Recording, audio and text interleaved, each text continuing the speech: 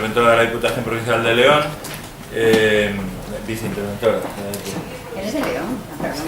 Sí, paisano, ¿no? Ya, claro, por supuesto, ¿no? Y bueno, pues también aparte de una profunda conocedora del derecho local y de muchas publicaciones que tiene y de que colabora habitualmente también en la docencia con Cosital, este tema específicamente pues se lo ha mirado bastante bien, se lo ha estudiado y no es la primera vez que contamos con ella. Seguramente tampoco será la última, porque ya dice que es posible que entremos más a fondo en este tema. Y bueno, pues nos va a contar un poco la gestión del personal, la motivación y algunas cuestiones también en relación con la gestión financiera en los casos de remunicipalización. Así que, Pilar, gracias, me gustaría abreviar porque nos hemos demorado mucho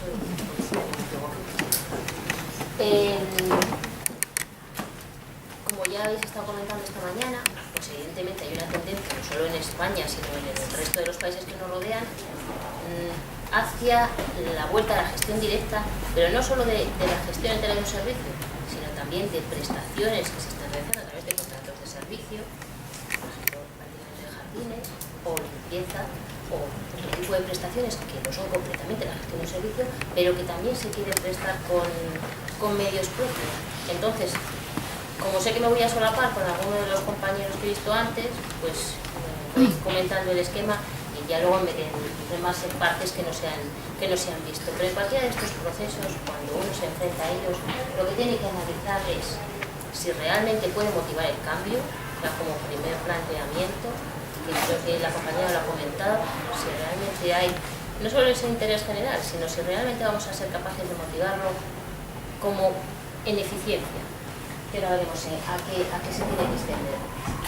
Claro, una vez que ya estamos convencidos de que es necesario ese cambio, tendremos que pensarnos y plantear qué va a pasar con la relación, que puede ser con un ente instrumental, que puede ser a través de una relación contractual, que ahora mismo tenemos para prestar ese servicio, para realizar esa prestación. Y finalmente, claro, los pasos necesarios para contratar o para ejecutar la prestación en el modo en el que hemos comprobado que es posible el cambio. Seguramente a veces las premisas van a ser equivocadas, pero sin cambios no hay evoluciones, sin cambios o sin análisis, al menos. Entonces, que los servicios públicos y la prestación de los servicios necesitan un análisis continuado, eso es algo que tenemos que tener clarísimo y que yo creo además que la legislación actual ahora mismo va en esa línea, la de los últimos. ¿Qué es, en resumen, lo que nos va a motivar, lo que va a asegurar que un expediente queda blindado, un expediente de cambio, un expediente que nadie puede tocar? Pues quedaría blindado si fuéramos capaces de demostrar que la solución que proponemos es más eficiente que lo que tenemos. Esto sería lo que haría el expediente inatacable. Ahora vamos a ver lo complicado que puede ser probar esto. Pero, aunque pueda ser complicado probarlo al 100%, lo que no es complicado nunca es analizar. O sea, lo que es fácil que te tomen un expediente si no has hecho nada en relación con este tema.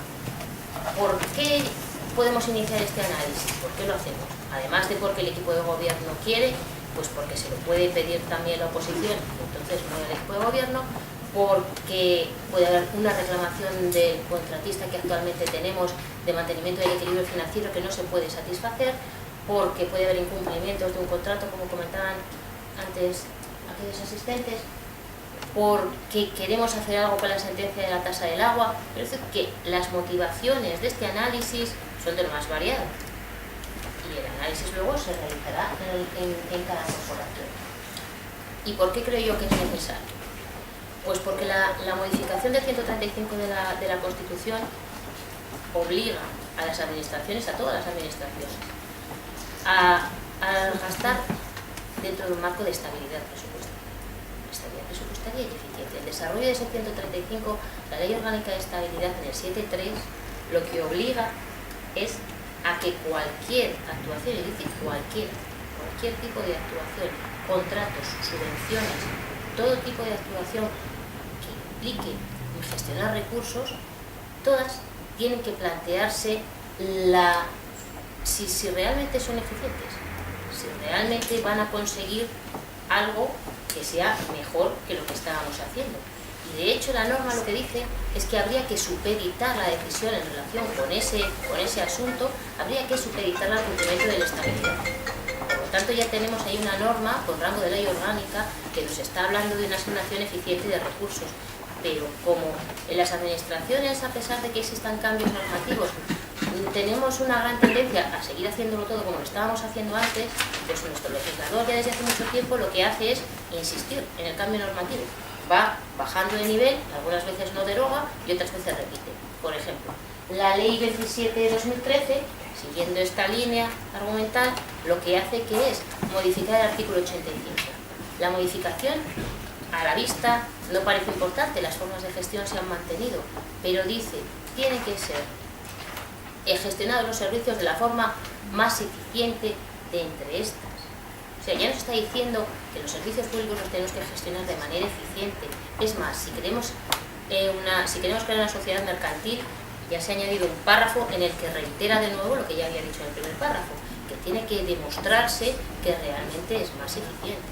Y luego en el 86 se añade para el expediente, el estudio de mercado y lo demás. Entonces, la línea es la de la eficiencia. Que no cumplimos, que no queremos hacerlo o que no somos capaces, pues entonces la Ley 40/2015 lo que nos ha establecido es la necesidad de un control permanente sobre los organismos que están realizando servicios en relación a la eficiencia de esos servicios. Si no lo instauramos, pues habrá una nueva ley, no tengo duda, que volverá a hablar de la eficiencia. Entonces, cuanto antes nos subamos a este cargo de la eficiencia y busquemos datos, porque lo complicado de la eficiencia es que necesita muchos datos. Necesitamos controlar, lo que comentaba también la ponente de antes. Entonces necesitamos vigilar, sumar, restar, controlar la ejecución de nuestros contratos. Pero da igual, y si nos prestamos directamente también. O sea, hacer un cambio hacia adentro de la gestión no significa ahora cambio y me olvido. O sea, las administraciones tenemos que estar en evolución permanente, no solo son las empresas, no solo puede haber competencia en el ámbito privado, también las administraciones tenemos que estar buscando ser cada vez más eficientes, porque es que estamos manejando un dinero que no es nuestro. Entonces siempre puede haber una forma mejor de hacer algo, pues, consumiendo menos recursos, eso es la eficiencia. Yo, por ejemplo, estaba en un seminario de Derecho Penal que se plantea asignar penas de acuerdo a la eficiencia de esas penas. ¿Qué será mejor? Que una persona esté en la cárcel 3, 4 o 5 años dependiendo del delito que haya cometido. ¿Qué disuade más? ¿Qué es más eficiente? Porque claro, tener a la gente en las prisiones tiene un coste. O sea, cualquier actuación administrativa ha de enfocarse de acuerdo a la eficiencia. Y si hay estudios dentro del derecho penal, ¿por qué no los vamos a hacer dentro de los servicios públicos? En relación con la eficiencia, ¿de dónde podemos sacar datos o quién tiene que controlarlo? En el ámbito del control interno, desde la intervención, nosotros tenemos fiscalización limitada previa o previa plena y aparte de eso, control posterior. Dentro del ámbito de la fiscalización limitada, en el acuerdo que tiene la Administración General del Estado, que es el que la mayoría de las entidades, más o menos con alguna modificación, hemos adoptado, el acuerdo de la última modificación la tienen en el 2011 y ninguno, claro, esto es previo al 7.3 de la ley del 2012, no se ha vuelto a modificar después, y yo sepa, nadie ha incluido como requisito esencial que permite reparar un expediente que conste o no conste ese control de eficacia. Ese control de eficacia debería presentarlo el gestor siempre. Siempre. Ese control de eficiencia debería formar parte siempre del expediente.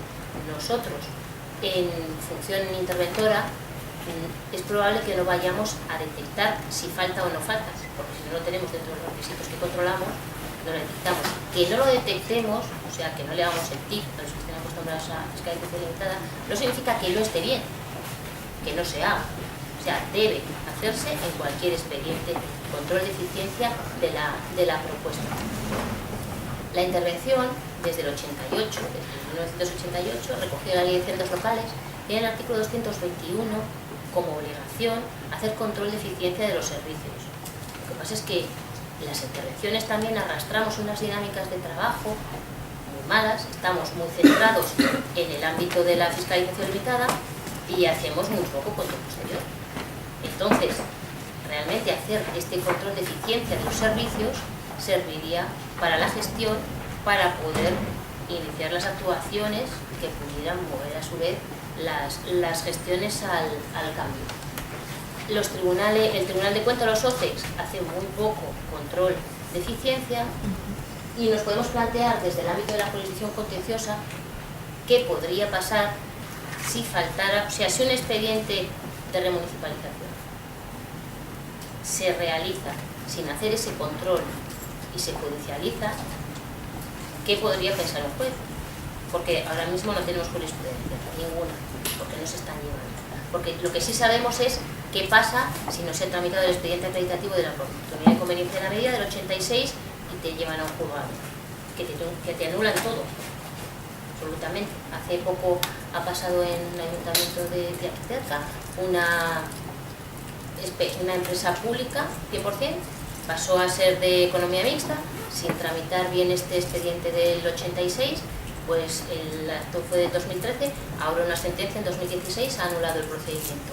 ¿Podría la...? ¿Qué están haciendo? ¿Y qué están haciendo ahora? Pues ahora se está planteando qué hacen con esa sociedad de economía mixta, porque claro... ¿Hay el trámite de eso? Vamos, es conocido, es Alcázar. Acá. Sí. Pero claro, se plantean qué hacer con esa sociedad de economía mixta, porque en principio está anulada la creación y todo el procedimiento contractual. No, pues nulo, pues es complicado. Por eso, al final, las cuestiones formales son las que a un juez más animan a seguir adelante, porque son menos complicadas que andar por el fondo. Y claro, esto es un requisito que ya digo que está en una ley orgánica, que viene de la Constitución. Entonces, invocar ante un juez que no se ha analizado que la medida que el ayuntamiento toma es más eficiente, que no hay nada, claro, es lo que digo, que es una falta grosera, que no se haya analizado. Porque las remunicipalizaciones muchas veces se justifican en motivos de tipo, pues los trabajadores, claro, hay que hacer acción social y, vale, esas medidas se pueden incluir, no digo que no sean adecuadas, se pueden incluir, pero dentro del análisis. O sea, la eficiencia, como la veremos, no es un concepto jurídico indeterminado que haya que justificar con letras, es un cálculo y hay que justificarlo con números. Entonces, tenemos que descender del terreno de esto va a tener muchos beneficios al terreno de vamos a calcular con unas fórmulas la eficiencia. ¿Por qué? Pues porque esos expedientes pueden luego, digo, no tengo ni idea de lo que podría pensar un juez en relación con ellos, porque ya digo que ninguno ha ido. Yo lo que puedo pensar es en expedientes que son similares o en datos que son similares. Quizá la tramitación de un expediente del 86 es mucho más importante que la acreditación porque es un expediente completo. Y entonces eso sí que sé que se sanciona con nulidad y a lo mejor pues es mucho pensar que falte solo un papel o un estudio pueda acarrear la nulidad. Pero es que en el expediente del presupuesto la falta del informe de estabilidad del interventor, no el informe del presupuesto, sino el que tenemos que hacer separado en relación con la estabilidad de ese presupuesto, acarrea nulidad y es un solo informe también. Entonces a mí sí que me parece trascendental tener un análisis de eficiencia de la propuesta. Como os digo, la eficiencia es un cálculo, no es un concepto jurídico que haya que decir esto me parece que es más eficiente porque, sino que me parece que es más eficiente porque he aplicado las fórmulas y me da que es más eficiente. Para poder calcular la eficiencia tendríamos que disponer de datos de coste y de datos de ingreso de lo que es la estructura financiera. Yo cuando sé el dato de coste, entonces digo, de 100 los usuarios van a pagar 90, 50, 30, 40 y el resto, claro, pues son subvenciones o el resto lo pongo yo. También últimamente se habla mucho de que no puede haber servicios deficitarios. La ley permite servicios deficitarios. O sea, la propia ley establece que por el alumbrado no se puede cobrar, que por la limpieza viaria no se puede cobrar. O sea, nuestra propia ley de haciendas locales ya parte de que hay servicios que tiene que financiar completamente la administración. Lo que no puede haber, lo que impide la Ley Orgánica de Estabilidad, es que haya haciendas deficitarias, haciendas completas. La Ley de Haciendas Locales diseña, ni la Ley Orgánica del 2012 ni la Ley 27/2013 han cambiado nada en este sistema, diseña un sistema en el lado de ingresos del presupuesto en el que tenemos 5 impuestos, de los que 3 son obligatorios, y tasas y precios públicos para financiar nuestros servicios. Al mismo tiempo, el artículo de establecimiento de tasas permite, en determinadas condiciones y para determinados usuarios que no tengan capacidad económica, que no abonen el 100% del precio del servicio que reciben. Al igual que los precios públicos, se pueden establecer también, por determinadas cuestiones sociales o durales, precios por debajo de coste. Que es cierto que hemos abusado de esas permisiones y que hay muchos servicios que se están financiando de una manera desigual, por ejemplo, la basura, en el que hay un beneficio claro de todo el que recibe la basura y que deberíamos asumir el coste del servicio de la basura. Pero ¿qué pasa? Que muchas veces el coste del servicio de la basura lo pagan los usuarios al 75% y el ayuntamiento el otro 25%. ¿Es eso ilegal? No es ilegal, porque la ley no establece ningún tipo de porcentaje obligatorio de financiación de los servicios con las tasas ni con los precios públicos. No existe. ¿Qué pasa? Que ese 25% lo estamos sacando pues del IBI, de vehículos, de los impuestos, que si no van ahí, pues irán a otra parte. Entonces, a lo mejor tenemos la tasa de basura baja y tenemos el IBI alto, porque claro, evidentemente al final el servicio hay que pagar. Entonces, esa estructura financiera la tenemos que organizar para dar cobertura a todos nuestros servicios obligatorios y los que queramos dar por encima de ellos. Pero puede existir un servicio con déficit entre comillas, si llamamos como tal a que los usuarios no paguen el 100% de él. Pero claro, tenemos que cumplir también el marco que establece la propia ley. O sea, si alguien sale de pagar el 100%, es porque no tiene capacidad económica, y si no se paga el precio público completamente, también es porque existen esas razones. O sea, no puede ser que al final estemos subvencionando todo y haciendo que a través del IBI se esté pagando los servicios que otro consume, que es al final muchas veces lo que conseguimos con el IBI o con la participación en ingresos. Acabamos financiando servicios en los que sí que existe un beneficio individual y podemos generar con ello además el efecto de demandar más de lo que la gente incluso necesita, porque como lo sientes barato, pues entonces la demanda aumenta. O sea, ¿qué es lo deseable? Pues evidentemente pagar el precio de los servicios. Pero esto no es lo que la ley obliga. La ley te permite establecer precios por debajo. Dicho lo cual, el mayor problema que tenemos no es el de diseñar la estructura financiera para que la entidad sea estable. El mayor problema que tenemos es, para lograr esa sostenibilidad, determinar adecuadamente los costes del servicio. En las entidades, lo que estamos manejando ahora mismo son 3 modelos de coste. Tenemos datos de 3 modelos. Tenemos el dato del coste efectivo, que es el de allí. Tenemos el dato de contabilidad analítica, el que la lleve. Tenemos el dato del estudio que más se ha hecho tradicionalmente en los entes locales, que es el previo a las ordenanzas de ingresos. El estudio económico-financiero previo a determinar un ingreso. Tener 3 exámenes distintos de los costes de los servicios no hace sino enmarañar los planteamientos, porque si no se tienen claros y si no se sabe de uno de otro, al final a un ciudadano no dan lo mismo además. Ahora vamos a comentaros un poco, no dan lo mismo, uno da mucho más que otro. Entonces al final un ciudadano no sabe si tiene que pagar por la basura 5 o 25. El coste debería ser solo uno y incluir todos los elementos del coste. El coste efectivo lo que es un indicador.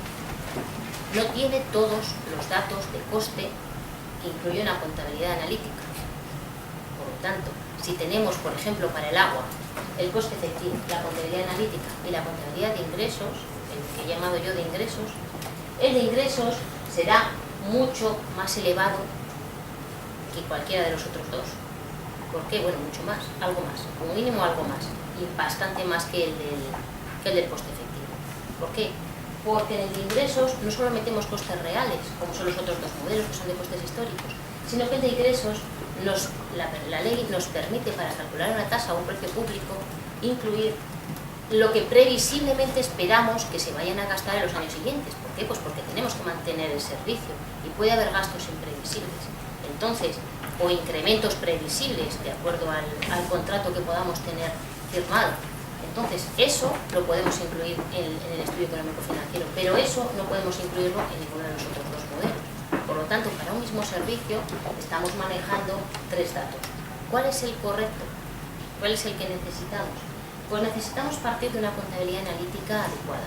El coste efectivo ahora mismo no nos sirve porque no está distribuyendo gastos indirectos del área de gasto 9, todo el gasto de la corporación no está incluido en el coste efectivo, y hay otra serie de gastos también que no se meten. Al ser un indicador, pues se han elegido determinadas partidas y no sirve para que el gestor, sirve para comparar en la medida que se pueda, pero no sirve para que el gestor tome adecuadas decisiones de gasto. Entonces tendríamos, para empezar a trabajar bien, que hacer, para llegar a un modelo que fuera muy eficiente y muy eficaz, para poder encontrar esa solución, tendríamos que intentar hacer una contabilidad analítica de nuestros servicios. Y junto con ella, lo que tendríamos que hacer, en esto que he comentado antes, de que para la eficiencia es necesario hacer un análisis económico, las fórmulas de la eficiencia son estas dos: el análisis costo-beneficio y el análisis costo-efectividad. Como veis en el denominador y en el numerador, lo que tienen son impactos, que serían los beneficios, y costos. Y la otra, sí, beneficios y costos, son muy similares. ¿Cómo damos cabida a esos beneficios que nos puede parecer a nosotros que, claro, si los operadores de la limpieza están cobrando 600 euros, tenerlos en la administración es cobrar 800 o 900? ¿Cómo damos cabida a eso si es un mayor costo? Claro, nosotros lo que tenemos que analizar son impactos o beneficios y traducirlos a euros, porque al final en las fórmulas matemáticas siempre nos explicaron que todo tiene que estar en la misma moneda. Yo no puedo sumar un teórico beneficio de que el trabajador esté mejor pagado, lo puedo sumar por los costes que he tenido de ese trabajador. Entonces hay que cuantificar pues el menor número de bajas laborales, ese beneficio salarial que le supone. Hay que reducir a cifras monetarias eso para poder comparar distintas soluciones y poder demostrar al menos sobre el papel, porque yo digo que seguro que vamos a equivocarnos, pero si seguimos analizándonos podremos corregirlos. O sea, esto no es dejar la gestión del servicio y lo gestiona 10 años una empresa o lo gestiono 10 años yo. O sea, el servicio tiene que estar en constante control de eficiencia para poder innovar, para poder mejorar. Y todo eso va a incluir la fórmula. La fórmula no tiene que ser exclusivamente monetaria.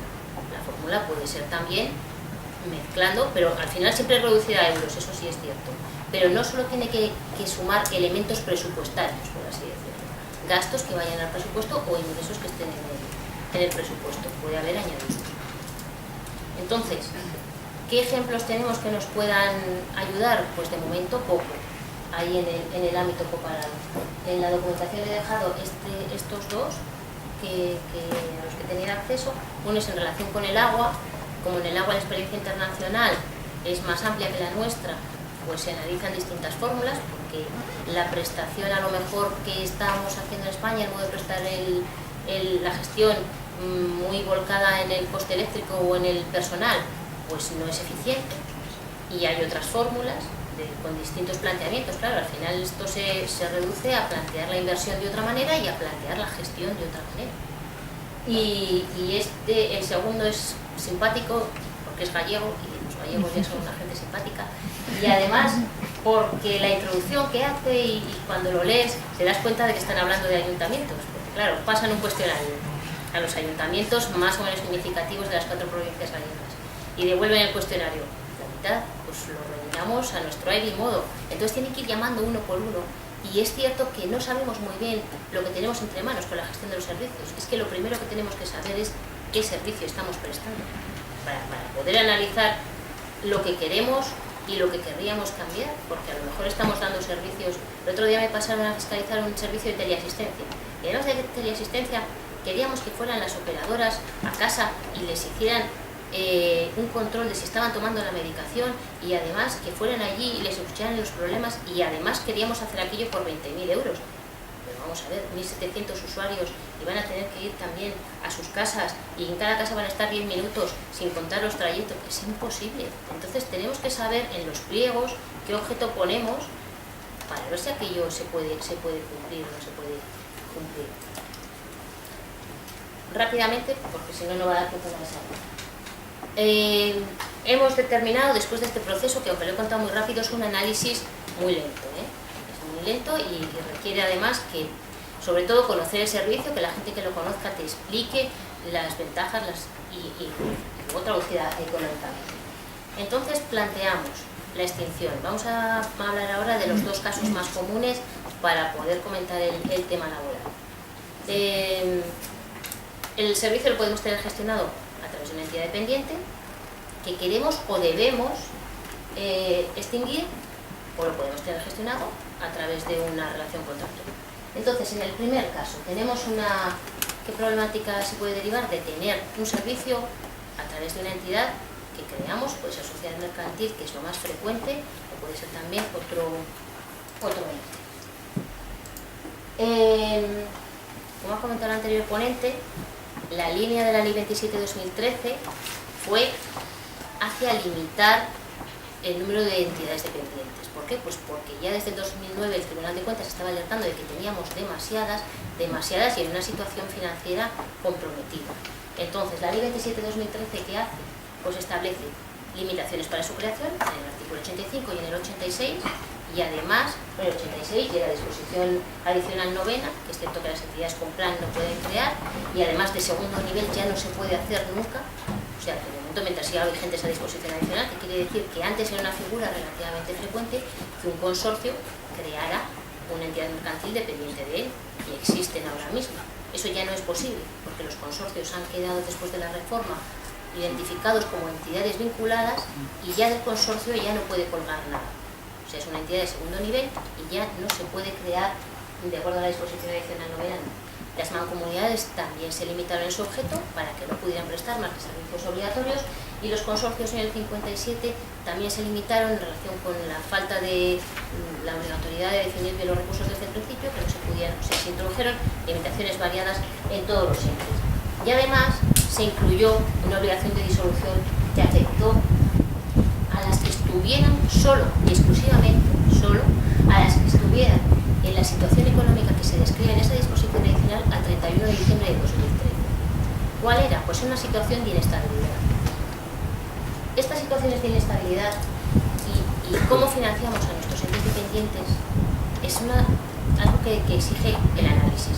Nosotros, por ejemplo, podemos tener un instrumental que nos gestiona la limpieza. No un servicio, sino un contrato, que sería un servicio completo, sino una prestación. Lo que ese instrumental nos hace a nosotros, o sea, las cuestiones del IVA, que sería muy largo de hablar, es una prestación que tiene que ser de nuestro capítulo 2. O sea, ese ente nunca puede estar en inestabilidad porque tiene unos costes que me los tiene que trasladar a mí a través de esa prestación. Si me hace eso, me hace la factura, yo se la pago. Es un ente que no puede tener más gastos que ingresos, por definición, porque yo sé sus gastos y yo se los tengo que pagar. O sea, no le puedo pagar por capítulo 2 y luego, como está en situación de pago de menos, porque me ha hecho una oferta por debajo de coste, y el resto se lo paso a través del capítulo 4 con una transferencia. No puede ser. O sea, la financiación de los entes yo le tengo que pagar por transferencia lo que es transferencia, pero por servicio, por 2, lo que realmente es un servicio, porque no puede ser que yo ficticiamente tenga facturas de limpieza por 20 y claro, digo, no es que es más barato que el mercado, que me cuesta 30, claro, pero es que resulta que luego le doy una transferencia de 15 porque resulta que con los 20 no le llega. O sea, la situación financiera de estos entes depende de nosotros, no tendrían que estar nunca, o sea, no tenemos por qué disolverlos por mala situación financiera, porque nosotros mismos desde el origen, cuando los hemos creado, hemos tenido que plantearnos cuál va a ser su situación financiera. ¿Cuándo puede ser que un ente dependiente tenga pérdidas que vayan a obligar a la disolución y nosotros entonces adoptemos un plan?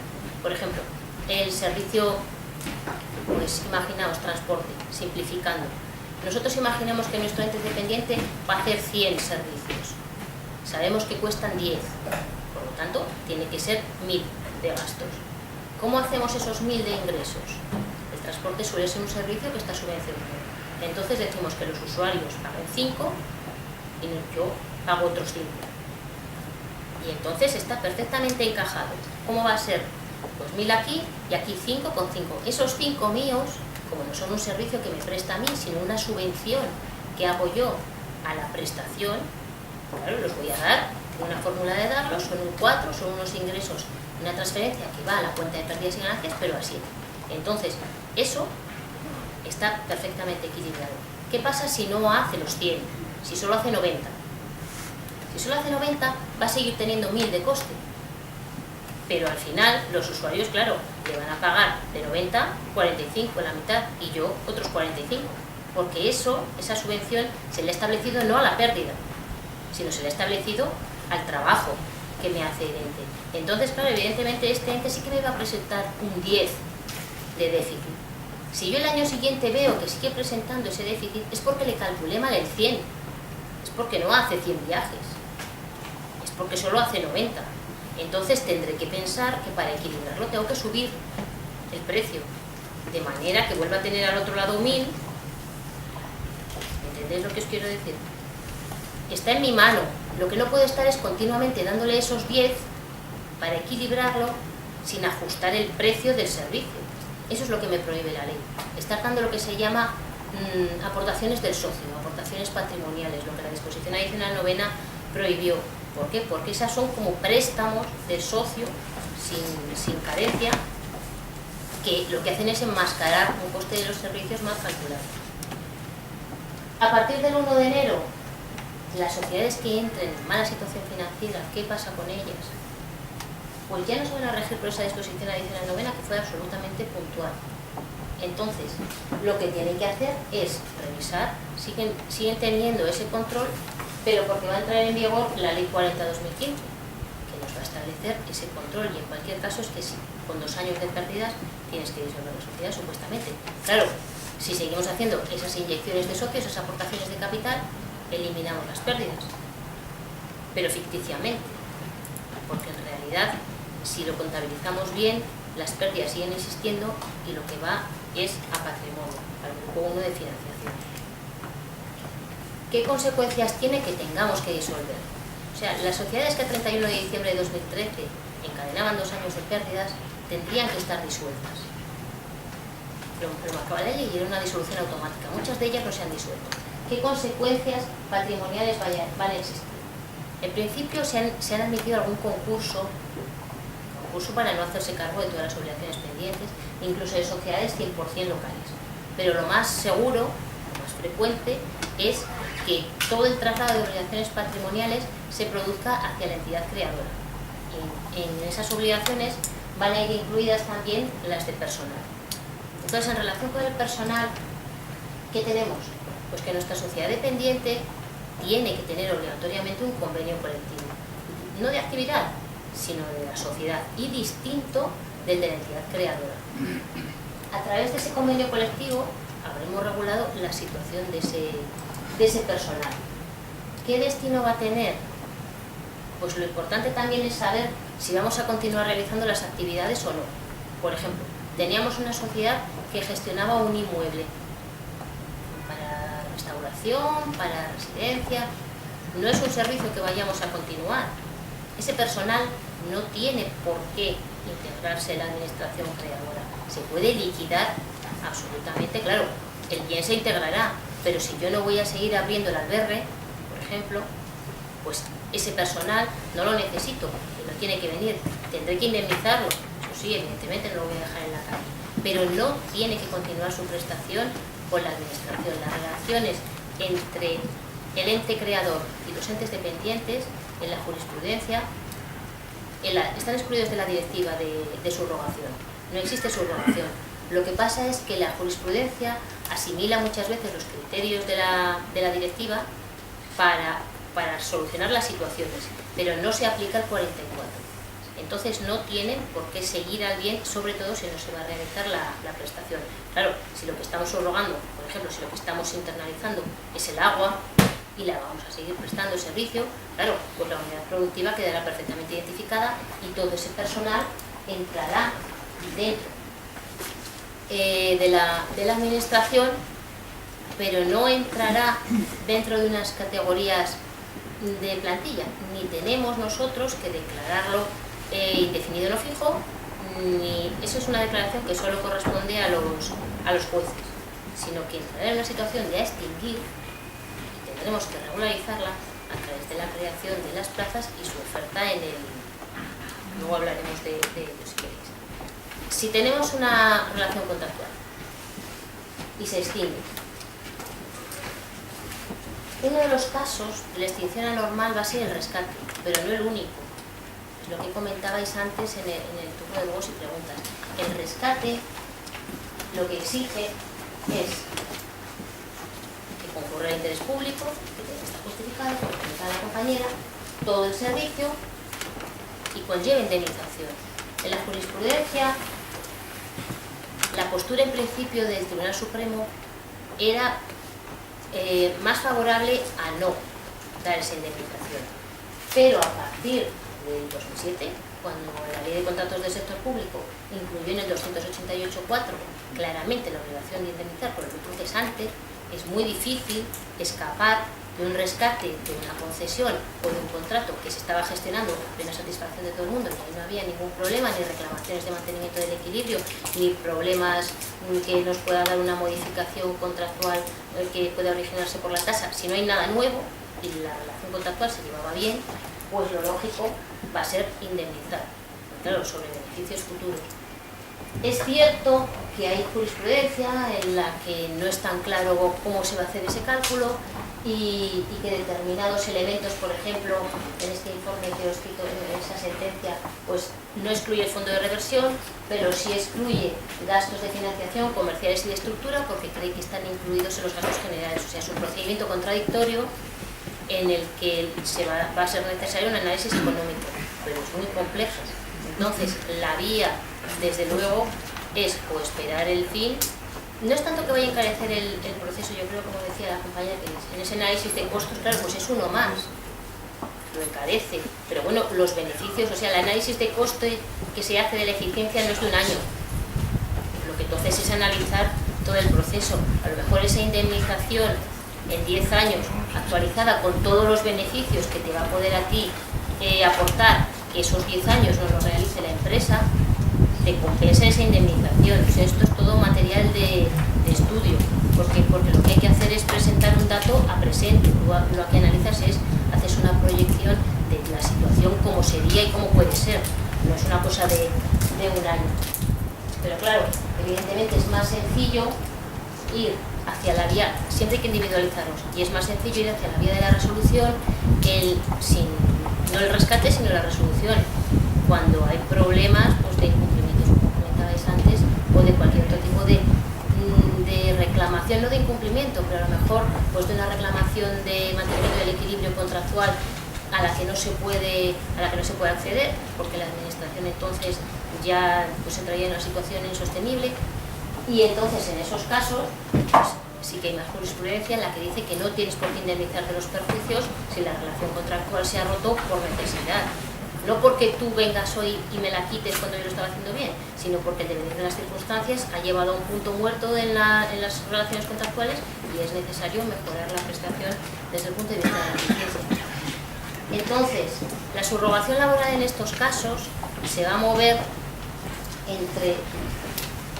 Hay tres fundamentos principales. El 44 del Estatuto de Trabajadores, que lo que busca es identificar una unidad productiva, el convenio colectivo, que en los procesos de internalización no nos afecta, nunca nos afecta el convenio colectivo ni de limpieza, ni de vigilancia, ni de basura, ni de teleformación, ni de teleasistencia, ningún convenio colectivo de ningún ámbito de actividad, porque la Administración nunca los firmó y no está vinculada por su contenido. Y pongo entre paréntesis, entre interrogantes, los pliegos. En los procesos en los que se trata luego de sacar el personal de la Administración, lo mismo que no los vincula para entrar, al contratista no le vincula para salir. Yo soy de las que cree que los pliegos no pueden imponer la subrogación. Si nosotros tenemos un personal que está realizando ya ese servicio, lo que podemos tener es una condición especial de ejecución o una mejora si así lo quiere aceptar el contratista, porque voluntariamente se pueden aceptar. Pero lo que no podemos es imponer a través de pliegos una prestación ineficiente, porque el contratista puede tener medios. Entonces, ¿para qué quiere los nuestros si no está obligado a subrogarse en ellos? Entonces, ¿en qué banda nos movemos? Hay dos sentencias del Tribunal de Justicia de la Unión Europea que son las que marcan, yo creo, los contornos de la subrogación. La de enero de 2011, el caso Clece, que fue muy conocido, lo que estableció fue la doctrina de que si la prestación descansa en la mano de obra y la administración, tienen que darse los dos requisitos, y la administración la realiza con sus propios medios, no hay subrogación. ¿A qué contratos afecta? Pues afecta a la limpieza, a la vigilancia, si la queremos hacer, a servicio de ayuda a domicilio, a todo este tipo de contratos en los que no se puede identificar una unidad productiva, sino una plantilla que trabaja, pero no está alrededor de un bien, sino que es un empresario que está prestando sus servicios. Es más sencillo que sea todo a través de un contrato de servicios. Muchas veces tenemos las relaciones mal clasificadas en el contrato y eso solo nos genera problemas, porque los de gestión de servicio público tienen aparejada la reversión y entonces es muy probable que entremos en el segundo caso, que es el que cierra lo que había abierto la sentencia Clece. En el 2015, ahora mismo, antes de ayer, el Tribunal de Justicia ha vuelto a decir que si existe una manipulación de bienes es un contrato en el que lo que se estaba eran manipuladores de trenes para un ente público. Pues que había que se identificaban unos con el bien. Entonces, al existir una unidad productiva, cuando la administración decide prescindir de ese contrato, existe subrogación de ese personal que estaba ejecutando las labores desde los bienes de la administración, aunque no se hubieran cedido al contratista. Entonces, por ejemplo, los contratos de las basuras nos genera mucho problema para la sucesión de empresa sacarlos como gestión de servicio público, porque nosotros decimos, el planteamiento es el que se me hace el siguiente. Como el contratista tiene que amortizar el camión de la basura, es mejor que se haga como gestión de servicio público, porque así amortiza el camión y puede comprar el camión al principio y amortizármelo a mí. Pero ¿para qué quiero que me amortice el camión? O sea, cuando yo contrato un servicio de transportes para niños, yo no quiero que el transportista me amortice el autobús no sacó la prestación del servicio de transporte de niños durante 10 años. O sea, tú partes de que hay una persona que tiene autobuses, los tiene libres, los puede tener, te presta ese servicio. Y luego marcha con sus autobuses a otro sitio si la relación conmigo se acaba por lo que quiera que sea. Y se marcha con los autobuses y con sus conductores. Y te prestó un servicio con sus propios medios, no con los tuyos. En los contratos de basura, ¿qué hacemos? Pues ponemos a amortizar un camión y luego decimos al final, y revertirán todos los bienes con los que se hayan prestado el servicio a la finalización de este. O sea que lo que tenemos es que revertir camiones viejos ya amortizados y además a los conductores de los camiones viejos. Pues hacemos un negocio redondo. O sea, los contratos de basura, yo sí que creo que son contratos de servicio, vamos a ponerles un precio adecuado para que el contratista, si no tiene camiones libres, pues pueda hacer un renting, un leasing o lo que quiera que sea la figura que le permita tener camiones a él. Pero cualquier tipo de actuación en la que vinculemos el inmovilizado con el que se presta el servicio a los que lo prestan, sea a través de contrato de gestión de servicio público o de servicio, nos va a acarrear que luego ese personal se subrogue dentro, que se subrogue con los derechos que venía del convenio con la empresa que estaba prestando esa actividad. Entonces, esos derechos, ¿qué hago con ellos? Pues no va a implicar que tenga que reconocerles esa condición de fijos, indefinidos. Ellos, como os he dicho, vienen a extinguir. Esa condición solo la puede reconocer una sentencia judicial. La administración no tiene que entrar ahí. Tengo una consulta que le ha hecho un ayuntamiento de León a la Subdirección General de Función Pública y le dice claramente, primero, que no entiende cómo se subrogaron los trabajadores por convenio colectivo. O sea, el fundamento que da era un contrato de basura. Dice que el fundamento es el convenio colectivo, que entiende que no debería ser, porque nunca puede ser para la administración el fundamento de una subrogación el convenio colectivo.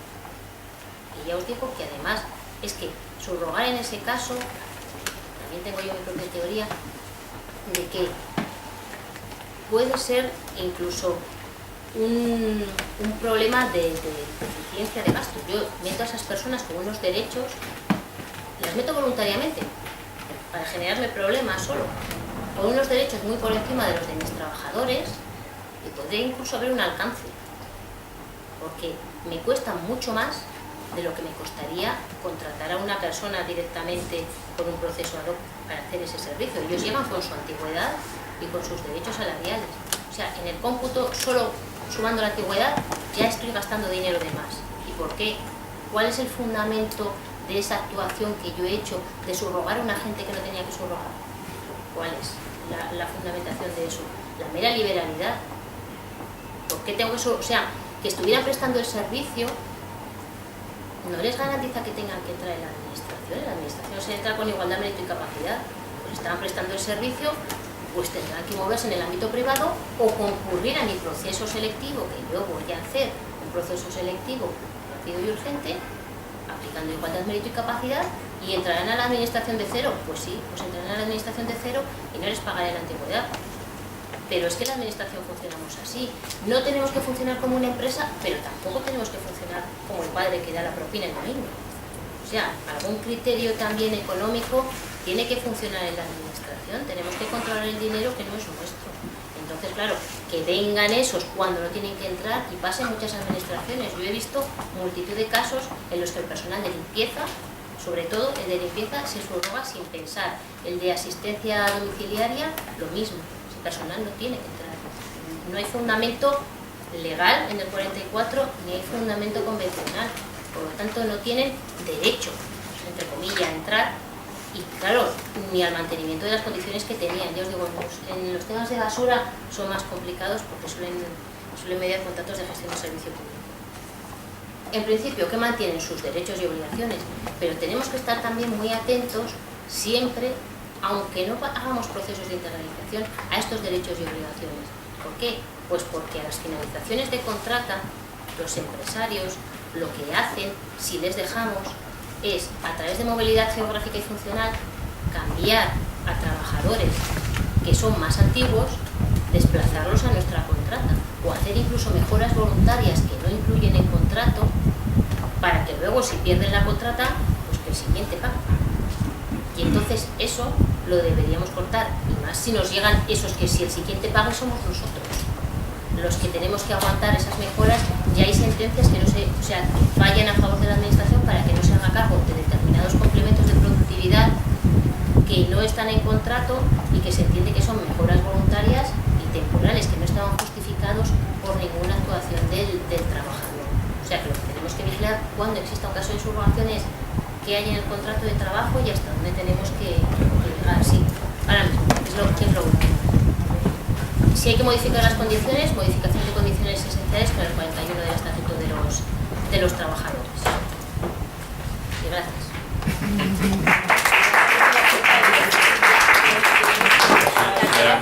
Si queréis preguntas, lo comentamos. Sí, puede ser que sea breve. Nosotros tenemos una fábrica de maderas de hace 60 años. En el 2013 tuvo pérdidas, en el 2014 sorprendentemente, bueno, siempre ha tenido pérdidas, en el 2014 sorprendentemente tiene beneficios. En el 2012 y 2013 las tuvo. Sí, las tuvo también. Y en el 11, también. 11, 12 y 13. Sí. Pues debería estar supuestamente automáticamente. Pues yo he entrado hace unos meses y he detectado todo eso. Bueno, aparte, en el 2015 vuelve a tener pérdidas y estamos ahora mismo en causa de disolución por la Ley de Sociedades de Capitales. Y si en el 2016 damos pérdidas, en teoría estamos en causa de disolución por la disposición novena, ¿no? Entonces tenemos el problema. Yo creo que ya estáis automáticamente disueltos. Y 40 empleados en la calle, teóricamente. Claro, pero es lo que te decía. ¿Por qué tiene pérdidas esa empresa? Pues porque no somos eficientes. O sea, realmente nosotros le cedemos la madera de los montes de Cuenca y aun cediéndole la madera nos deben 6 millones y pico de euros, porque no nos la pagan desde los últimos años y siguen sin pagarla y van a seguir sin pagárnosla. Entonces, la verdad es que estamos intentando restablecer lo que es la eficiencia en la fábrica, porque todos los aserraderos en teoría en España dan beneficios. O sea, nosotros les regalamos La madera y aún así no nos pagan la madera y encima tienen pérdida. Claro, porque lo que proponía esa norma era hacer un plan, o sea, tú estudias, analizas las razones por las que esto es así, si es por mala financiación del creador o por mala producción, que exija un ERE o algún tipo. Quiero decir que al final las cosas son lo que son, que lo mismo que el empresario privado los hace, la administración también los tiene que hacer si su proceso productivo no es adecuado. Aquí hubo un plan de viabilidad en el 2014 que en principio iba a ser la panacea y ni se ha cumplido, ni el gerente ha hecho nada y tal. Ahora lo que hemos hecho es cesarlo y lo que podéis tratar es eso, de hacer mejoras en el proceso productivo, de ajustar costes en la medida de lo posible, pero claro, en el lado de ingresos, cuando se trata de un servicio que es una actividad económica, es que ni siquiera es un servicio público. Claro, tú no tienes ni una tasa ni un precio público, o sea que no tienes una demanda cautiva, porque si dices, no me dices que es la que me funciona el transporte o el agua, claro, voy a modificar mi precio público, mi tasa, tú no puedes hacer nada. Además que tenemos un patrimonio neto negativo ahora de menos 255.000 euros, claro, no nos permiten hacer ampliación de capital, pero sí que como nosotros tenemos provisionadas las pérdidas de la mayor parte de esos 6 millones de euros en el Ayuntamiento de Cuenca, la idea que tengo, yo creo que eso ahí el Ministerio no tiene que hacer nada, es hacer una aportación vía socio de cerca de 1 millón de euros para salvar la causa de disolución de la ley de sociedad de capitales y esperar a que en el 2016, que creo que hay buena pinta de que no tengamos pérdidas. Ya, lo que pasa es que ya te digo, es complicado informar todo eso, porque como arrastras las pérdidas desde antes del 31 de diciembre de 2013, la ley lo que establecía es que las que estaban así era como una foto. Entonces hacía una foto del 31 de diciembre de 2013 y decía, las que están así en esta situación, automáticamente disueltas el 1 de enero de 2015, si no han hecho algo. Pero en el 2014 dieron beneficios. Da igual. Pero fue a través de un plan. Sí, hicieron un plan de viabilidad, dieron beneficios. Yo creo que lo que hicieron es aumentar las existencias y de esa forma se salvaron. Pero fíjate que es una chapa de las más gordas habidas por haber y ahora tenemos que intentar darle una solución y desde esos 6 millones y pico de euros que a nosotros nos deben, que en principio no los vamos a ver nunca, pues aportar 1 millón de esos que ya tenemos provisionado, pero no como ampliación de capital, sino como aportación del socio. Mismo, Al final quiero decir que tema financiación básica queda ahí reflejado en la 118 y esa aportación del socio en algún momento de la vida o hay que devolvérsela al socio, ¿sabes? O hay que darle acciones, pero bueno, puede quedar en unos años. Vamos a ver.